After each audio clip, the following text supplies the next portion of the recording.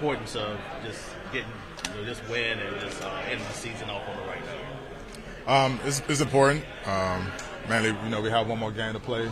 So, when we step out on the field, our goal always to win. Obviously we know we're not playing for a playoff spot. But at the end of the day, we always have an example to set when we step on the field. We have an example to set as a team, as a player, and coaching individually, a standard that we play with. So, coming to this week, besides, not going to the playoffs, everything else is the same as far as preparation. So how would you assess these last 5 weeks, just defensively?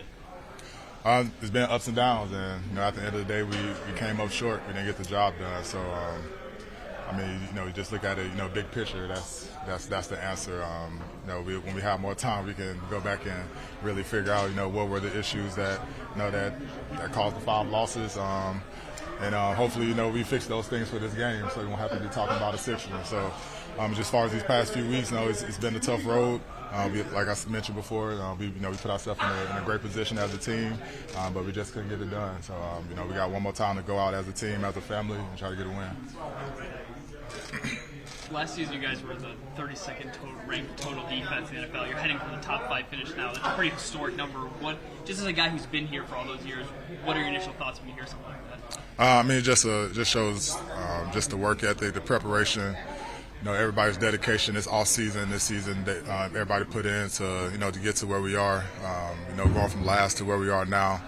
Having the chance, after this game to be ranked number 1 if you take care of business. So, there's always things you can try to look for, try to motivate you.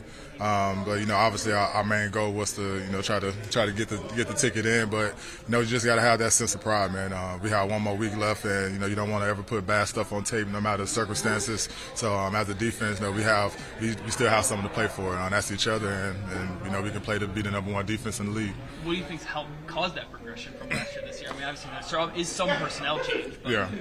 Personnel change. But I would say the main thing, just everybody growing. Learning from the mistakes from last year. Really building off, the mistakes that we did last year. People learning, understanding the defense. Mainly for me, just from last year to this year, I really dove into how offense was trying to attack our defense. So once you what we call the 1-on-1, 3-on-1, we learn our defense, learn what we have to do, learn our plays. Now we can focus on what the offense is doing. We can see their formations, and we can anticipate what routes they're running. We can anticipate what type of runs that they're going to try to do against our defensive front. So when you have all 11 guys anticipate one play or anticipating off a formation, you can do some special things. It seems like it's going to be Skylar Thompson starting for the Dolphins. Just having that experience playing him the first time, does they kind of give you a little bit of advantage of what he can do? I wouldn't say an advantage. Because they still run the same offense. But I would say, as far as just his mannerisms, we're used to that. We didn't see Tua. I just blanked on the second quarterback. Teddy Bridgewater. Yeah, Teddy. We saw Teddy for one play. So just as far as watching tape, our eyes can get used to his mannerism in the backfield, his play action, the way he delivers the ball, how he steps up in the pocket. So I would say that would be the only advantage for us, that we've seen him play before.